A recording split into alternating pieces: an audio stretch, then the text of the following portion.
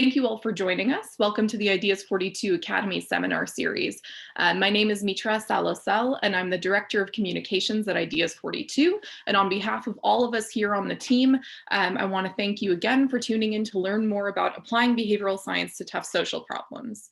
Today, we're joined by one of our vice presidents and a member of our economic justice team, who happens to be celebrating a decade at Ideas 42 this week, Matt Darling. He's going to be giving us a look at one of his projects that he led with a team in New York, Trashing Misconceptions About Behavior, which was aimed at reducing waste in New York City public housing. Before I hand it off to Matt, a small logistical matter that might be a reminder for some of you who have joined us for previous seminars, but for those of you who are new, we do take questions via the Zoom Q&A box rather than having them presented live. So as you have questions that pop up during Matt's presentation, please drop them into the Zoom Q&A box that's at the bottom of your screen. We will collect all of them, and we have built in some time at the end of the presentation for Matt to answer all of them. Without further ado, Matt, over to you. Thanks so much, Mitra, and thanks everyone for joining us today. Really excited to be able to talk about this. This is a project that we did last year, and we sort of decided to delay a lot of the release after coronavirus. And so I'm really excited to actually get to talk about some of these things that we had originally planned to go out in April of last year, or this year. So quickly, just to kind of orient everybody, I'm going to give a quick background on NYCHA, New York City Public Housing, for people who aren't familiar about it. I'll talk about the specific problem that Mitra mentioned earlier, which is about the amount of trash that was being left outside. Talk about the way that we designed the intervention and what that intervention actually was, and then talk about the results, and then talk a little bit about sort of the conclusion and some of the broader findings that we drawed from that. So a quick background on NYCHA, and Mitra mentioned that I did this with a New York-based team. I'm actually based out of Boston, so a lot of this stuff was new for me. But New York City Housing Authorities is enormous, right? So it's if it was a city, it would be the 32nd population in the United States. It's the largest landlord in New York City, about 8% of people, or 8% of rental apartments, and one in 15 people live in NYCHA. And just kind of give a background, it's subsidized housing. Your rent is capped at 30% of income. Anything else is, being made up by HUD subsidies. And most people who are living there are in other types of programs, including SNAP, Social Security, or veterans benefits. But it is just something that was, really excited to get to work with, because there's just such an enormous scale and scope to being able to work with them as a partner. So what was the problem? They came to us a few years ago and were saying, hey, we want you to look at why people are throwing trash out inappropriately. They had a huge problem where trash was just being left outside in the sort of public common areas of NYCHA developments. And they're thinking, okay, is there a way that behavioral science can sort of help us figure this out, help us figure out what people are doing, why people are doing this, and how we can reduce it. So we said, great, and I think whenever you're doing this sort of work where you're designing interventions, the first thing you always have to do is actually start with people. There's a tremendous tendency, present in everyone to say, okay, people are behaving in this weird way. It must be something weird about them. And that's really not what we found. So just to kind of give some background, we did a lot of review for this. We talked to, I think about 50 or so different people that lived on NYCHA. We talked to over a dozen different staff members. We spent a lot of time, generating different hypotheses and asking them if they said, hey, does this fit with you? Asking how you throw out trash, things like that.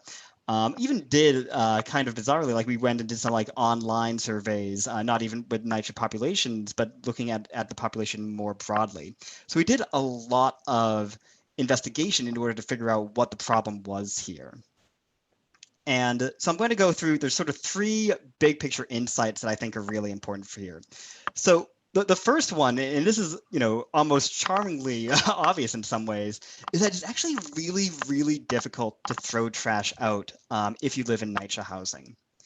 So I'll give a little bit of a review. I thought about bringing my own home trash cans as little props. I decided not to do that. But when you are throwing out trash, there's sort of three varieties of it. I think there's some things that are like food and biological waste, small soil packages, little tiny things that you want to like get rid of immediately or seal off immediately.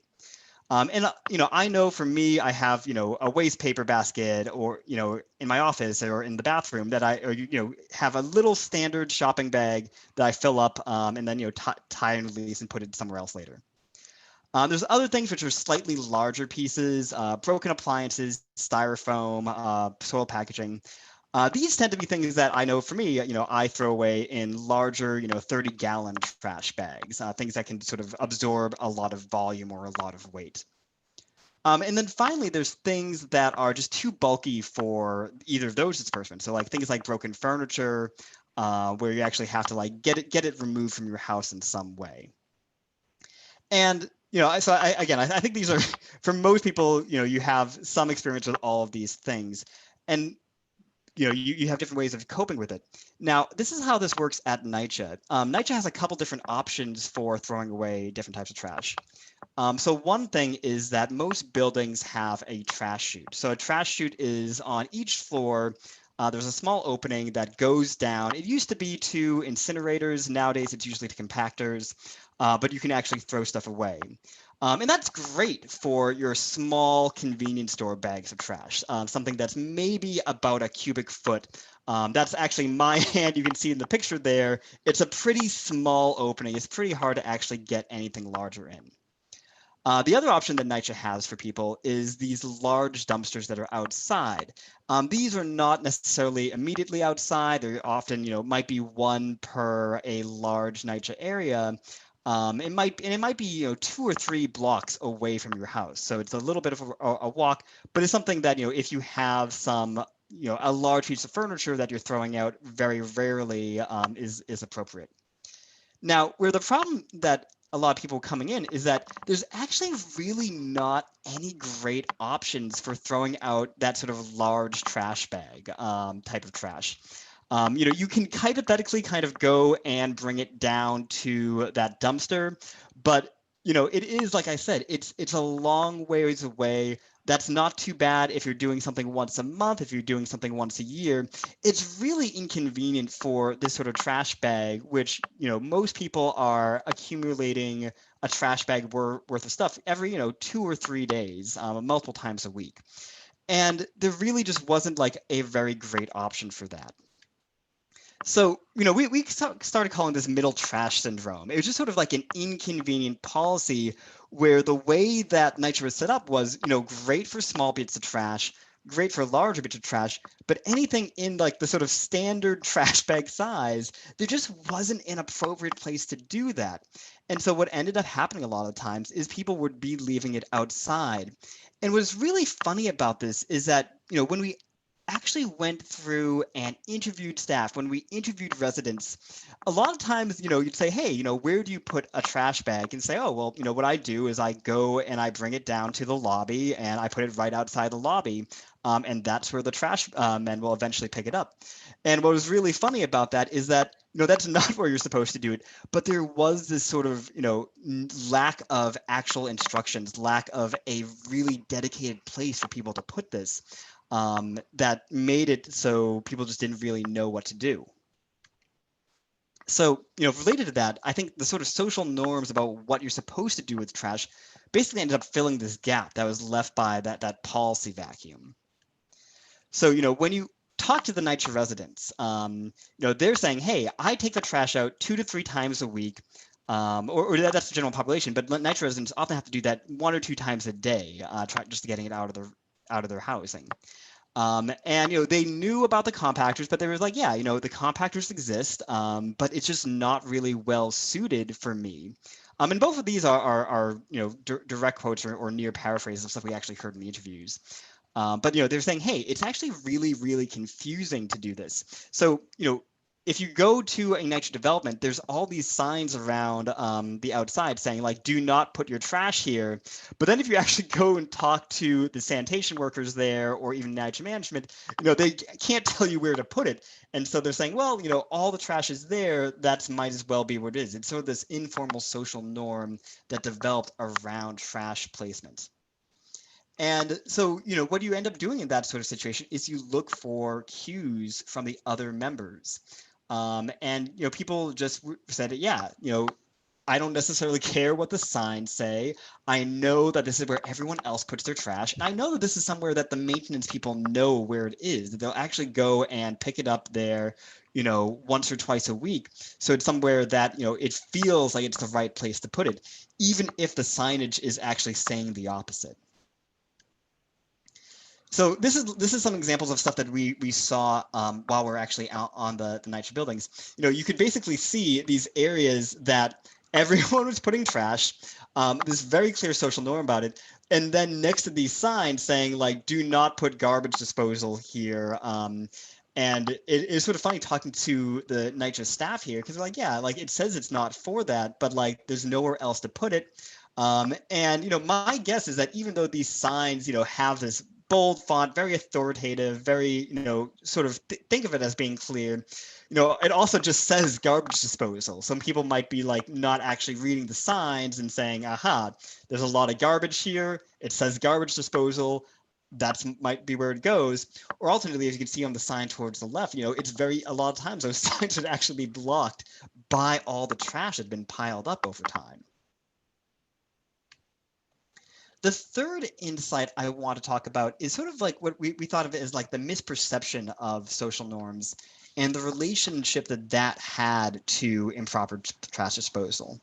So, one thing that's really interesting is that if you talk to people about this, they said like, yeah, everybody just puts their trash outside. No one is really going and putting their trash in the disposal. No one is actually using the chute.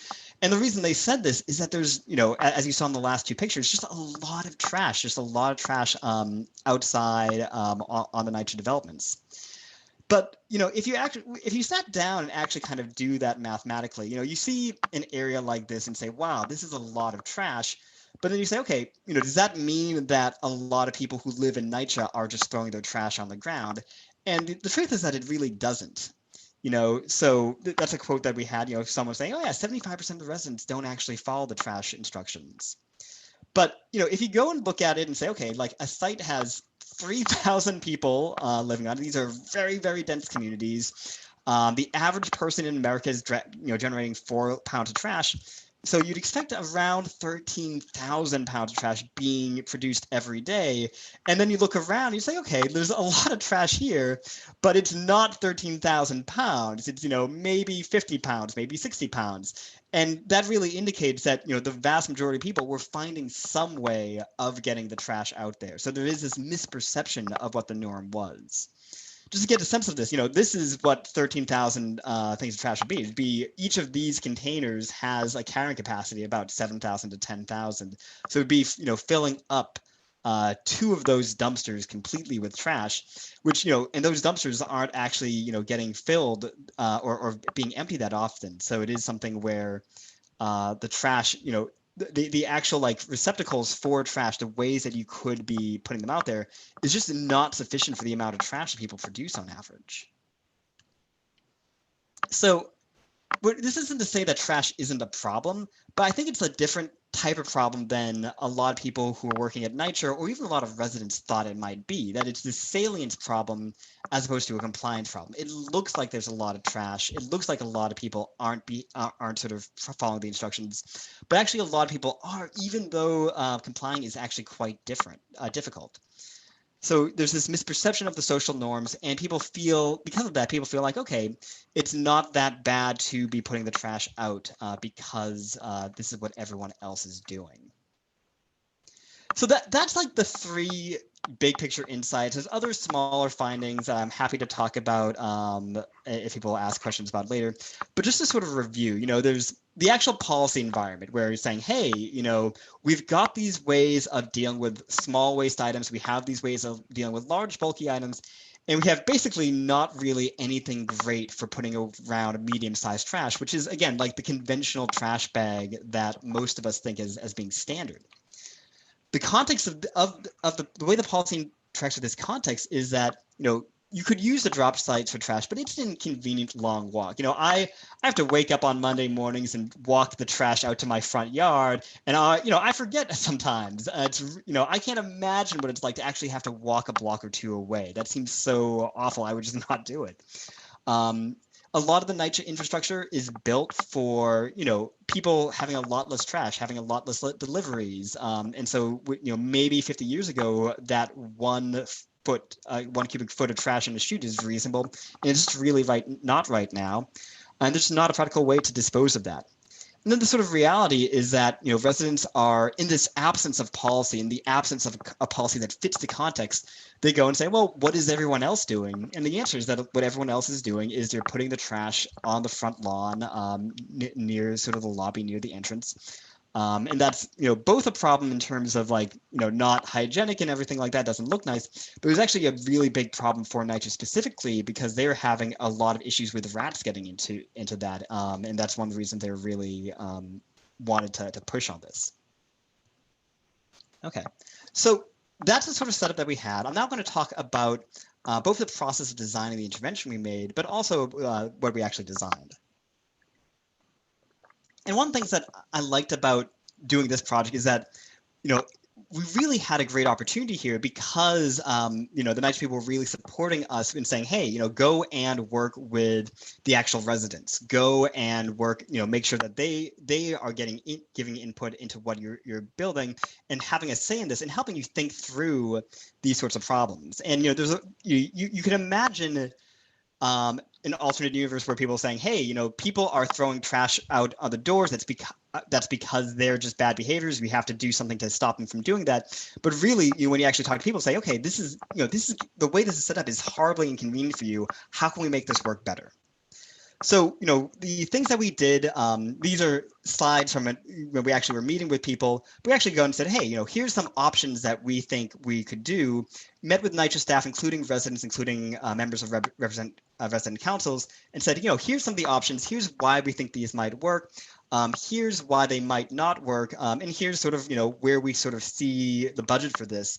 And would actually go and have lots of people go and vote on this and try to figure out, really what people thought would work best, and making sure that we're getting a lot of information from the residents and from NYCHA staff in what would be the best type of policy. Here's some policies we didn't actually go with. I wanted to highlight them because I really liked these. We didn't go with these not because we got negative feedback. We didn't go with these because of just sort of a lot of logistical problems that we ran into. But one was we wanted to actually just enlarge the trash chute. So again, having that 1 cubic foot of trash was really, really unfortunate. You can, of course, make that much bigger. You can make it big enough to actually put a regular trash can. One option was to do that on all floors. A cheaper one would be saying, hey, the first floor has this, so you can always throw this. It always goes into the compactor.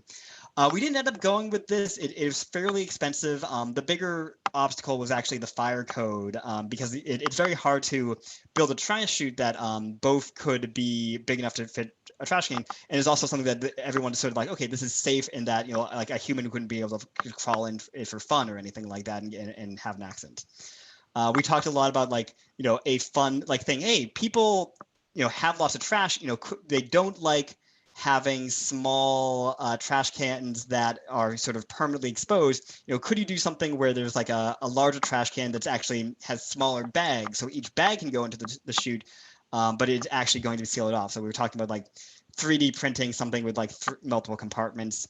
We also talked about doing big community days. Trying to say, hey, have everyone collect the trash together or anything like that as part of a way of building the ethos. We decided not to go with that just because we didn't want to give the impression that oh, this is your responsibility. It actually is something that is part of the NYCHA Sanitation's office to clean this up. The final intervention we went with, and again, these are things that are delightfully simple, is say that, hey, what we need to do is actually just give people a lot more resources to throw out trash, make it much, much more convenient for them. So, what does that look like? Well, we had, big tilt trucks. So these are really large trash cans that, can be carried and moved around, but are really meant to just go and collect different things and store it. Same thing, smaller, more normal sized trash cans. that can be used for litter or for dog waste. So one for big bags of trash, one for small pieces of litter, making it just really easy. And I want to emphasize, like, a lot of NYCHA sites just didn't have much in this sort of capacity right then. There was maybe the permanent installed trash cans, maybe one or two of those for sites for litter, but actually going and saying, hey, we want to actually put in a whole bunch of new infrastructure for this. And then also working with the sanitation department and saying, okay, when can you guys be picking this stuff up so that it can be work with the resident schedules, but also make sure that it's something that, it's not going to just pile up and be filled with trash over time. The other thing we did to add to that is, added a poster campaign where we went out and said, hey, we're going to go and tell people actually what to do. A huge problem that we were seeing is that when you went around NYCHA offices and NYCHA residencies, there are all these signs saying what not to do. Don't throw your trash away here. Don't do this. Don't do that. And there was nothing that was saying, hey, here's some actual instructions. Here's some advice. Here's what you should do if you have, under these sorts of circumstances. So we did these things. You can see it's both giving the actual, instructions, but we're also putting some of the social norm work into this, saying, hey, most residents of Wagner, which is one of the buildings, they use their trash chute once a day. And if you can't do that, go and use the things on elsewhere in the building. Again, I can't underemphasize how much we got from NYCHA residents who gave us feedback on this. So, as we were designing these, we went and designed all these posters, and we also went and said, hey, we're going to, we did some user testing where we'd have people go and look at all these posters and give us feedback, both on a sort of like, hey, I like this one, I don't like this one, but also saying, hey, what's the language used and things like that. A great example of some of the stuff that came out of this is that, we were building this off of our spreadsheets, right? We had spreadsheets of all the NYCHA buildings. And like most, people don't necessarily call their housing by like the official terminology. So it'd be like, Morse House Roman numeral 2, and no one who actually lives in Morse House is like, aha, this is Roman numeral 2, this is Roman numeral 3. They just call all of them Morse. So things like that were really, really valuable. Here's some of the things that we had, again, things that we tried here. So saying, this is back when we were hoping we were going to do the trash chute, but saying, hey, don't just, make it this, not just say, don't use this garbage disposal, but say, hey, stop, this is not a place for trash. Saying, hey, there's a large trash drop off, giving people little maps to it. Saying, here, you can do your part to keep Wagner clean. Updated trash guidelines. Saying, hey, can we make the saliency of this rat problem and make that connection that, the trash being left outside is leading to that. And, again, giving people specific instructions on how to do that. So this is what this actually looks like in practice. These are some photos that we took after we had these installed. So, you can see this is a NYCHA building, and you can see both one of the new trash bags left outside with it. And then you can see all over the place the new posters that we had installed, right? So saying, hey, one thing saying, hey, what you can do if you're taking your dog for a walk, saying, hey, don't actually put trash here. In the back, you can't quite see it, but sort of in the bottom left of the thing, you can see one of the larger tail trucks being left outside. Here's another picture, same area, but you can see, the posters saying what to do, what not to do. And here you can see this is the trash dispatcher. We actually had some stickers that we added to them saying, hey, this is for you to put your trash bag. This is for you. This is a place that you can be putting your trash. So I'll now talk a little bit about our results. I'll also talk a little bit about sort of experiment design, things like that first. So I mentioned earlier that we were doing this in NYCHA buildings. We decided to select the specific rat mitigation zone sites. So these were things that NYCHA had already identified as places that they were having a really big rat problem. And so these are the places that we're like, okay, this is where we can really do the most good and see if this actually works. We were testing these things as part of an experiment. So what we did is we said, okay, we put aside all the money for the tilt trucks, for the posters. And over the summer of last year, we said, okay, all the treatment sites are going to get these. They're going to get them in June. And all the control sites are not going to get them until the fall. Everyone did eventually get the intervention, but we were only we sort of did a staggered rollout of it so that we could say, hey, what is the actual effect of this on the actual sites? Do we actually see something? During this entire period, we had a team of RAs, about 20 or so over time, who basically went out and collected just great amounts of data for us on trash. So they would basically go to a different NYCHA place and go and count for us how much they were seeing. So they were doing counting how many bags of household trash they would see. They would go through the entire NYCHA grounds and count how much litter they saw. Count, and in one of the things that I mentioned in passing here, but it was part of this, is actually looking at dog waste too. So actually going and saying, did people pick up after their dogs? We had a whole lot of work in sort of like identifying, what counts as a piece of litter, things like that we spent a lot of time actually designing those surveys. But every NYCHA building would get looked at least once a week, sometimes a little bit more. We did that for 10 weeks. We then said to all the NYCHA offices on June 24th, saying, hey, now's the time to actually start putting these things up there. Go and put your the tilt trucks up, go and put the posters up, and then continue to monitor for 10 weeks so that we could see if there's any difference in the amount of trash being left outside. So that's the sort of implementation timeline in theory. In practice, we ran into this difficulty where, we went and told everyone, it is June 24th, go forward and install all the items that we've asked for. But actually, it took people a few more weeks to actually do that. It took a little bit more time to actually delay. People, some of the orders got delayed, or sometimes the people who are in charge of doing this, and this is, it had to actually be NYCHA staff. It wasn't something we could be doing on our own. They would have other pressing priorities. So it actually took about until week 5, where almost everyone had done it. Some sites it took a little bit longer, but it just meant that we had to be a little bit tricky in our data analysis later, because we couldn't just say, aha, week 0 means that there's no more trash. We had to do stuff a little bit more complicated. So just to kind of, I can answer questions about this during the Q&A period, but what we basically were doing is a two-way fixed effect differences, where we went and said, okay, look at all the sites that hadn't had any trash installed. That includes all the control sites the entire time, in the treatment sites before they actually installed, and see if we see any differences in the treatment sites specifically after that. So everything we're seeing is what actually happens when you install a trash can or the rest of the intervention onto a given site. So we actually saw pretty great results. We were pretty excited about these. So the amount of litter we saw decreased by about 16%. Just to give you guys a little bit of hint for interpreting the graph, the green line is all the sites that at any given point had not yet received the intervention. The blue line is the sites that have received the intervention. And the reason the blue line is sort of checkered that first couple of weeks, so week 27, this is week of the year, so that's around late June, is because that means it's only 1 or 2 sites at that point in time, and isn't necessarily like the most stable estimate. But if you look at the solid blue and the solid green lines, you can see a pretty consistent difference in litter. And this is backed up by some of the data collection notes we received from our research assistants, that they said, hey, they're seeing that there's less trash out there, that they smell it less, people are cleaning up a bit more in their area.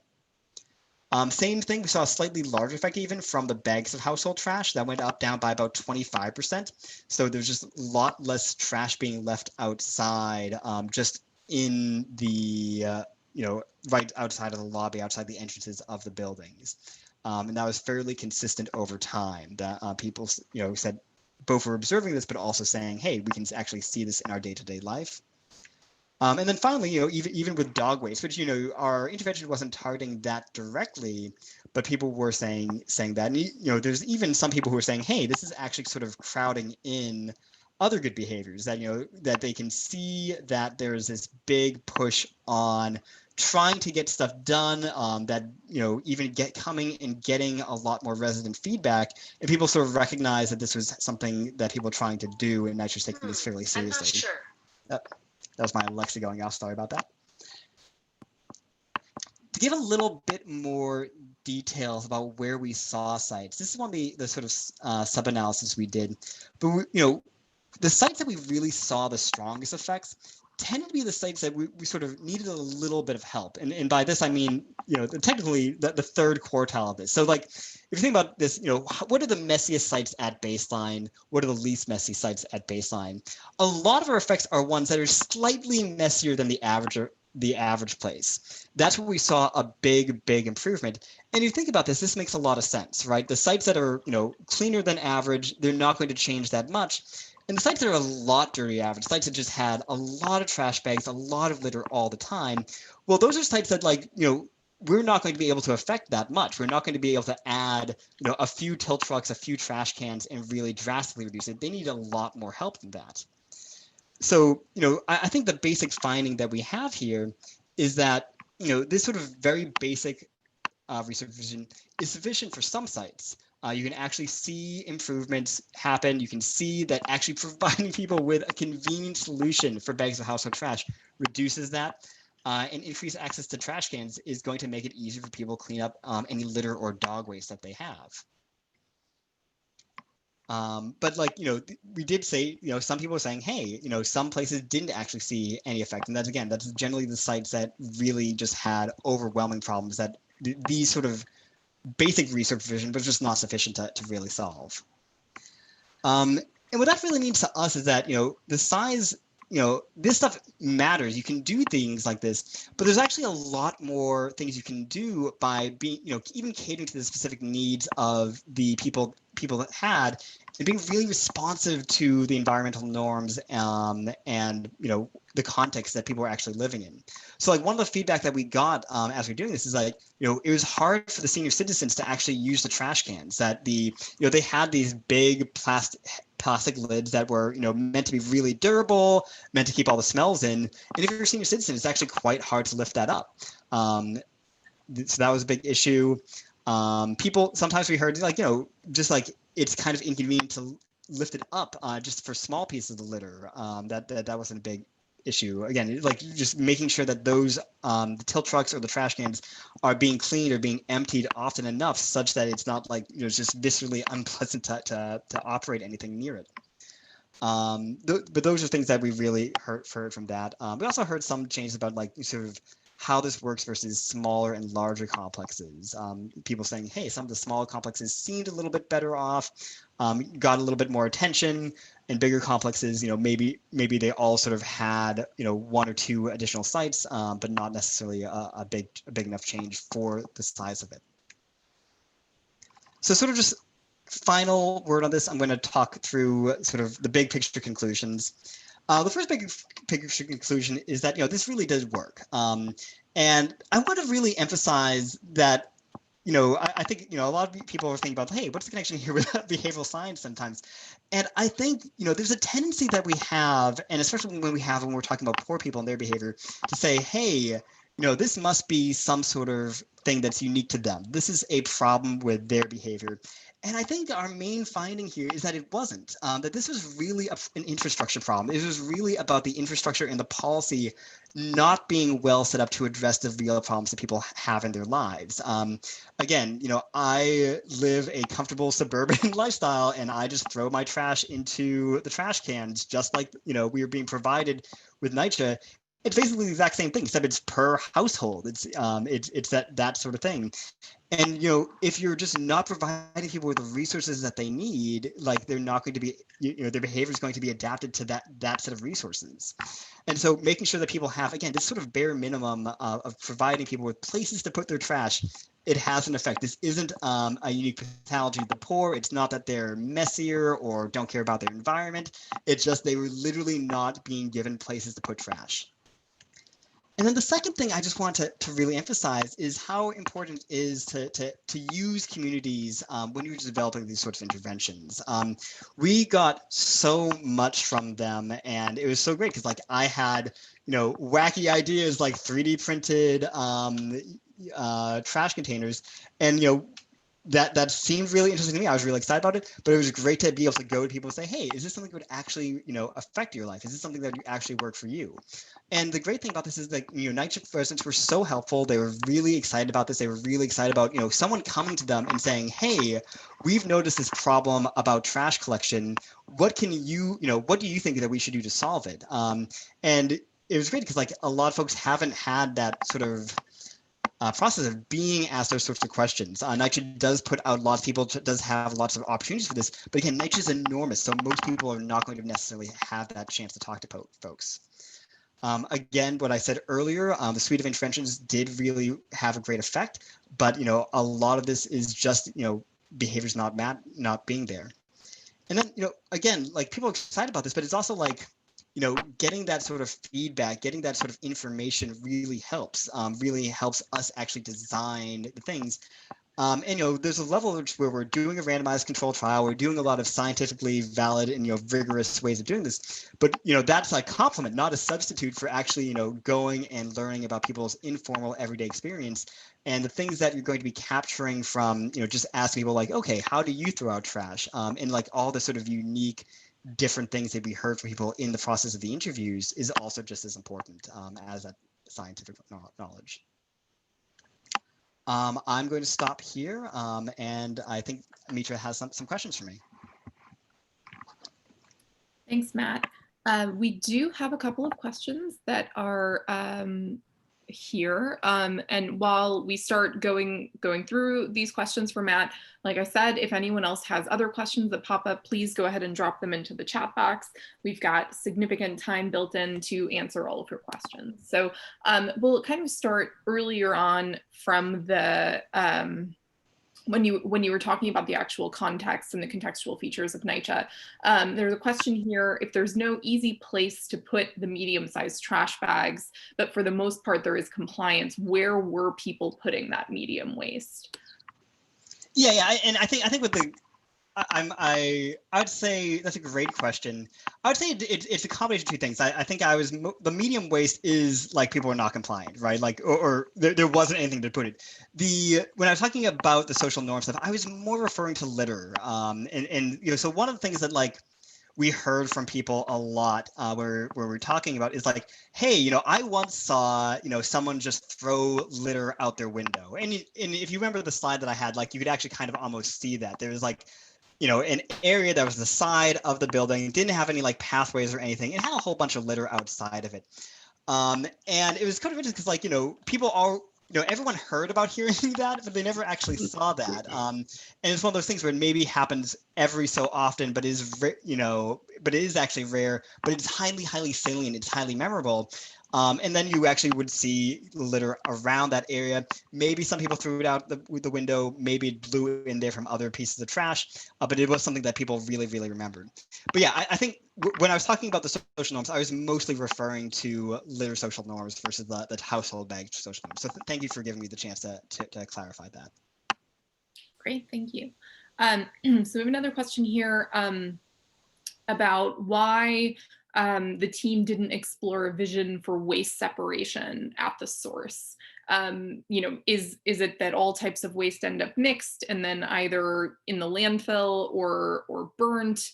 And kind of related to that, are there opportunities to connect NYCHA's waste with circular value chains like recycling or reuse, repair, refurbish, repurpose? Yeah. No, that's a great question, and we did collaborate a lot with like NYCHA's recycling team. I mean, there are recycling, like options available in NYCHA. I think like the trash stuff, it's under resourced in that like you don't necessarily have easy to access things. But yeah, I think that's a great point. It's something we didn't end up spending that much work on because we were so focused on the trash problem in particular. But yeah, trying to figure out, how to actually do this sort of single stream things. And again, I think, this in the context of us doing this in a short-term study that, is taking place over the course of about a year, we had very limited ability to sort of make big infrastructure changes, right? So even the stuff that we did, going and saying, hey, what we're going to do is put a lot more trash cans and tilt trucks and make those really available, and then saying, okay, what is the actual schedule for picking these up? That actually did put a lot of work and a lot of burden onto the maintenance people at NYCHA. And you could definitely imagine something that went a lot further than that. And I think, one of the things that we've been talking to NYCHA about during this project and continuing afterwards is like, hey, this suggests to us that like there really is, if you put the resources and the capabilities here that make it easy to throw out trash and of course make it easy to recycle, that people will be responsive to that. And there is this, mental block that people have often saying, okay, like, people won't do this. And so making that clear. So I think hopefully that this can be part of that argument. Great, thanks, Matt. So we have one more question in here right now. We've got a little bit more time for all the participants. So if you have any other questions before I ask this one of Matt, please go ahead and drop it in there. So here's a question a little bit about implementation. Do you think that it's a problem that the RAs who collected data weren't blind to the treatment versus control assignment? Mm-hmm. That's a great question. So to be clear, like, the RAs were not like officially like informed of this, but like by definition they could see it, right? Like there were, if you're, and the RAs were also the ones who were going and telling us when they saw stuff. Like we didn't go and say, hey, this is our hypothesis or anything like that, but like that stuff is very clear. So I think. In the terms of like the sort of scientific validity, like of course, ideally you want to do this. And one of the things we spent a lot of time on was sort of like the data checking for the RAs, right? So like going through and saying, hey, are any RAs, likely to be, looking, do we see one RA like more likely to say this on treatment control? We did those sort of data checks. We didn't see anything. More broadly, so like I think with this sort of thing, like, we care, like the intervention is part of the effect, right? So like in terms of like if we're trying to scale this thing up, we care about, that lock of blindness. We're not necessarily saying, hey, what is the effect of a trash can if no one knows a trash can is there? We care about a trash can when we know that. So you can provide some scientific validity to actually be able to say, okay, what is the intervention? What do we care about it? But yeah, I mean, in terms of like the RAs, we didn't see any indications that there were, any of them were really different in that sort of data collection behavior. The nice, again, there's a lot of subjective calls you can make in terms of like, you see a candy bar that's torn, wrapper that's torn in two. Is that one or two pieces of litter? We gave them lots of guidelines for that. But you also have things like, are you going to spend an hour, going through the bushes and finding every last piece, or are you going to sort of go and do a once over and I'm sure there's some variety about that. But yeah, we didn't see anything about that. But I think, given the constraints we're offering, like it's just a necessary thing. It's just not something you are able to blind them about. Great, thank you for sharing that detail, Matt. So can you talk a little bit about how this project initiated? I actually can't. This is a project that one of our managing directors, Alyssa Fishbane, actually sort of was involved in a lot of the initial sort of discussions with NYCHA and setting this up. And I can sort of give my secondhand stuff, but like a lot of we've been working with New York City NYCHA, Mayor's Office of Criminal Justice, on a lot of things. I think we've done other stuff about things reducing people getting arrested and things like that. And so we had this contact with the Mayor's Office of Criminal Justice, and they had put us in contact with the NYCHA about this. And they're saying, hey, NYCHA is having this big littering problem. This is something that we're interested in trying to solve. How can we, and you've been really valuable to us in trying to solve these other criminal justice issues. So can you help us on this? And so there's this interesting thing where, we sort of got referred from one department that we'd worked very closely with to another that was relatively new to us. And we, one thing I didn't talk about, we talked with them a lot about different other types of problems we could work on. So like when we were, one thing we talked about at the very beginning with them was like, hey, we're really concerned about safety. And one of their things we're thinking is like a lot of the NYCHA doors are actually broken a lot of times. Like the locks don't work because people break them deliberately. And our sort of solution to that is like, well, people are breaking these deliberately because a lot of people live in NYCHA residents who are not allowed to have keys. If you are a person who is living with your partner, but you're not officially, every household's only allowed to have one key. And a lot of people are living on NYCHA off the books. And if you're doing that, of course, you're going to end up propping open the door somehow. You're going to, look for ways of not locking it. And what ends up happening is a lot of people actually wanted the doors not to be locked. And so, our solution to that is saying, hey, you need to rethink the entire door policy, which wasn't something we could really do in the context of our study. So that's sort of where it started from in terms of funding. We also sort of spend a lot of time talking with them about other types of problems before we hit on the trash one specifically. Great. Do you think that you would have had the same results if you didn't talk to NYCHA residents? And, related to that, did the fact that they were included in the process increase the likelihood of them using the interventions? I think with the first one, that was definitely crucial, right? And again, like it's you can, it's so easy to get locked into your own head on these sorts of things. Again, like I have such easy ways of putting out my household trash, and it was sort of shocking to me to actually talking to residents and being like, hey, there actually really isn't anywhere for people to put this. And it's one of those things that just like, no one had necessarily gone and done that sort of qualitative work and interviewed them and talked to them and said, hey, like, there's like, okay, there's the trash chutes, there's the dumpsters, that's all set. You actually really, really do need to talk to folks about that and understand where they're coming from. So I think designing over those insights is really important. It's hard to say on some like the user testing stuff I mentioned. I think that, if we went out and had, the signs using awkward language that didn't speak to them, that probably would have been less effective. Whether, how much of a difference that makes, who knows? We can't actually say. But I think it is really, really important. I wish I mentioned the thing that we had earlier about the tilt trucks and how people were like, oh, it's really hard to lift for senior citizens. We had actually heard that in our original, like some of our interviews. And one of my colleagues, Nuhu Saho, who actually has left Ideas for You since, he had actually grown up in NYCHA. He was like, hey, this is actually a real problem. And we never figured out a way of solving it. And it's something I'm like, oh, we really should have, paid more attention to that and thought a bit more careful about this, or, had a slightly different intervention that we did just for places that had elderly communities. But I do think that, like, trying to get these things, trying to set it up so that it is, matching the actual lived experience of the population and not what you imagine that they have. It's really easy for me to say, oh yeah, if I was leaving, the trash outside my front door, that would be because I'm really, really lazy and I don't care about my environment, because all I have to do is throw it out, bring it out to the back and put it in the trash can. If you don't have that trash can, you're not going to do that. And it is so easy to be judgmental when you don't actually go and talk to people. Great, thanks, Matt. So we've got a little bit more time here. So if anyone has any lingering questions that they haven't dropped into the Q&A box, I'll give you all a few moments to do so before we wrap up.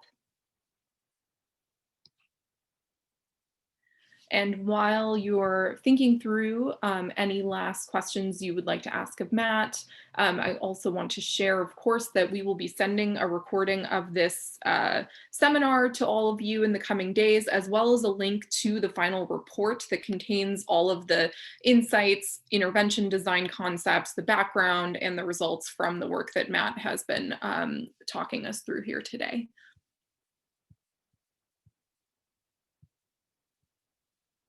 All right, give it just a few more seconds. No more questions have popped up.